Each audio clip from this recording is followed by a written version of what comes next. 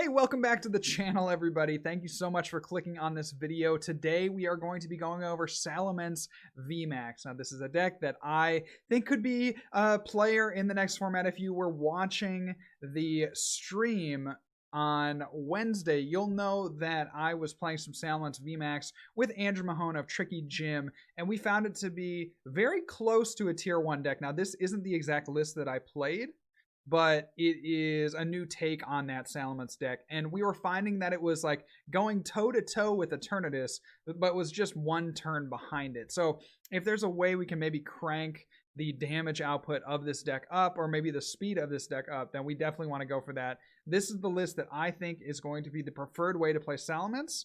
You'll see it in here in just a second. Now, if you haven't been catching the streams lately, they have been very, very nice, you guys. I would highly recommend them. I am doing a series with Andrew on Mondays and Fridays where we do some new format testing. On Mondays, we'll be going to my channel, and on Fridays, we'll be on his channel. So make sure if you're not already following me at twitch.tv/FlexDaddyRighteous that you go ahead and do that now, because you don't want to miss this action. All right, let's get into the deck.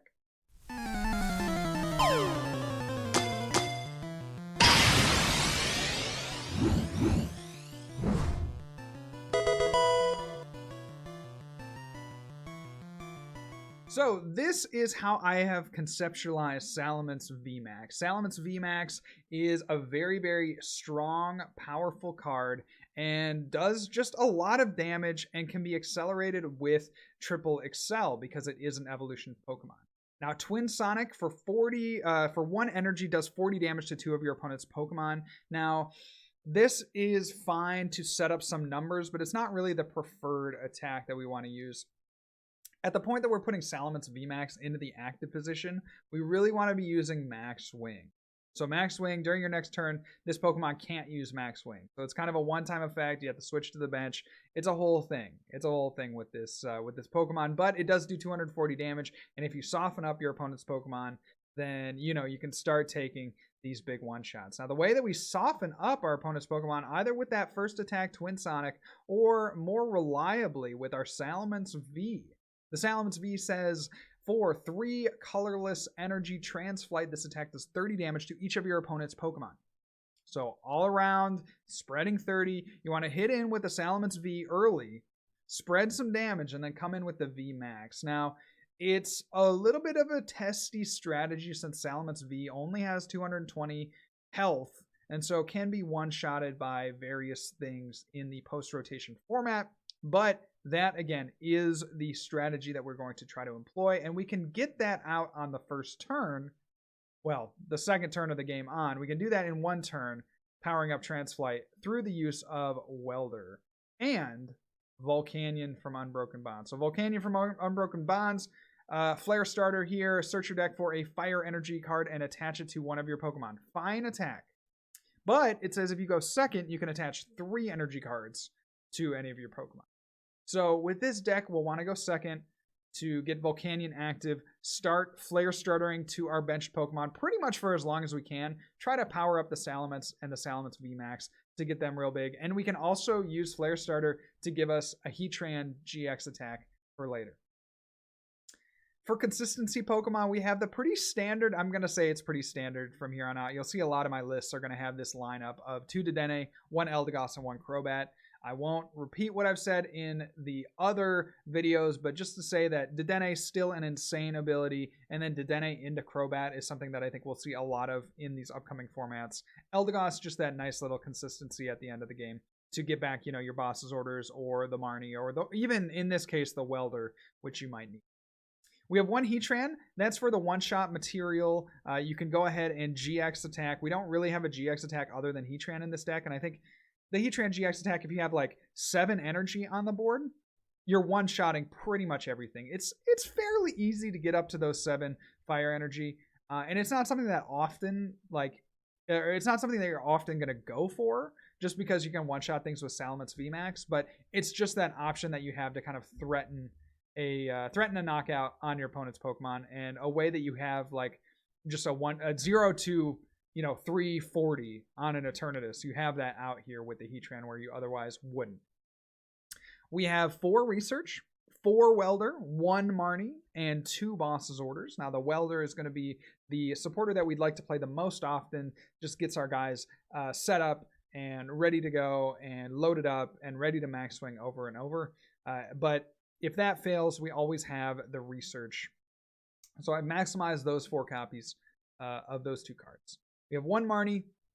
We are including Reset Stamp in this list, so I felt like if we do have 2 Reset Stamp, then the need for Marnie is a little bit less. We do still play 1 Marnie because it might be good to grab with the Eldegoss, since we do play that as well. So 1 Marnie and 2 Boss's Orders. I'm going to try to hit into the active, but Boss's Orders can be pretty pivotal in the early game to do some twin sonic damage spread around the field, since, you know, you can gust up a Pokemon with a heavy retreat cost and just kind of spread the damage around. We have 4 Switch in the list, 4 Quick Ball, 2 Air Balloon for a little more mobility. Again, the max swing attack has to be reset turn after turn. And so having an Air Balloon on a bench, being able to switch your active Salamence actually does reset that max swing attack. So you can use the effect again, or excuse me, you can use the attack again because you reset the effect because you go to the bench if you had attacked with the Salamence VMAX last turn. We have 2 Reset Stamp included in the list and 2 Fire Crystal, as well as 3 Giant Hearth. The Giant Hearth and the Fire Crystal are your standard fire kind of welder box mix here to just be able to recycle those fire energies, have those in hand when you need them. One of the worst feelings in the game, and I'm sure if you've been playing long enough, and certainly in these last couple formats, you'll know, is when you have a welder in hand, but you don't have the energy. That could be an absolute killer. And that's something that we've tried to avoid with this list by playing a little bit of a higher count here, the Giant Hearth and the Fire Crystal. Now, you could go even higher on those counts, but I feel like we are already playing a lot of energy. You'll see in the list that we have 16 energy total. So could probably get away with just a smaller count of those recovery things and while boosting our, raw energy. Speaking of energy, we have 9 Fire, 4 Capture, and 3 Triple Excel.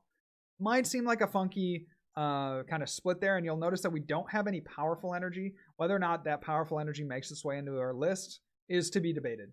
But I've gone with this for a couple of reasons. I think the capture energy is very good on, even like the second turn of the game. Obviously, you want a Flare Starter, but since our Salamence VMAX has colorless attacks, the capture energy should, provide some value to us in even the mid and late game. Searching out another Salamence or searching out a Heatran or something like that can get our stuff going. And it's another option, even if we don't get our Volcanion out, that we could go ahead and attach a capture energy and get another Pokemon out. We play the 9 Fire. We would love to have more. You could obviously mess around with the counts of energy. If you wanted to go more just fire build, maybe make Heatran a little bit more effective, you could probably cut the capture energy and go up, boost the fire energy count. But for now, we're keeping it at 9. And then the 3 Triple Excels is probably about where you want to stay. Since this build has Welder, you should be able to get up to the max swing numbers that you need to hit for the 4 energy that you're trying to use to fulfill the energy attack cost. So the Triple Excel is not quite the main focus of this list as it might be in a different Salamence VMAX list. Other Salamence VMAX lists might depend on that Triple Excel to get going, but with Welder and Volcanion, you shouldn't need it as much. If you can Volcanion on your first turn, assuming you're going second, you can go ahead and load up 3 energy onto your Salamence V, and then you're pretty much chilling. You can get any of those energy to attach for the next turn to do your max wing. And so I felt like the 3 Triple Excels kind of just get you out of a bind, and they're not something that you rely on entirely. They're something that are kind of an added bonus instead of a necessity. And so that's why I've included the 3 count.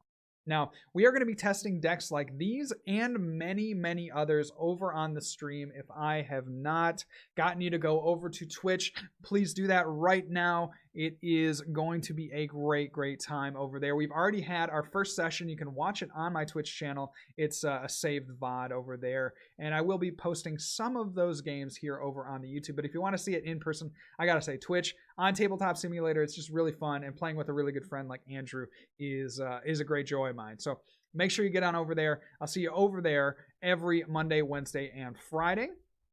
But for now, that is Salamence VMAX. Let me know what you think down in the comments below. Is this an archetype to be feared? I think that it'll see some play. Whether or not it is as good as some of the other decks that we will still be profiling remains to be seen. I think it has a really tough time with a deck like Eternatus, but it does have some merits in that, you know, there is this spread mechanic that is pretty cool that we haven't really seen on many Pokemon yet. Although the Salamence V having such low HP, maybe that doesn't really equate to many wins if your opponent can just like one-shot a Salamence V that you've, you know, weldered onto and devoted all these resources to. It remains to be seen. That's why we love testing, and that's why I'd love to have you come over, hang on our Twitch channels to check us out and see what we've been working on. So that is the list, you guys. Thank you again for watching this video, and I'll catch you on the next stream or video.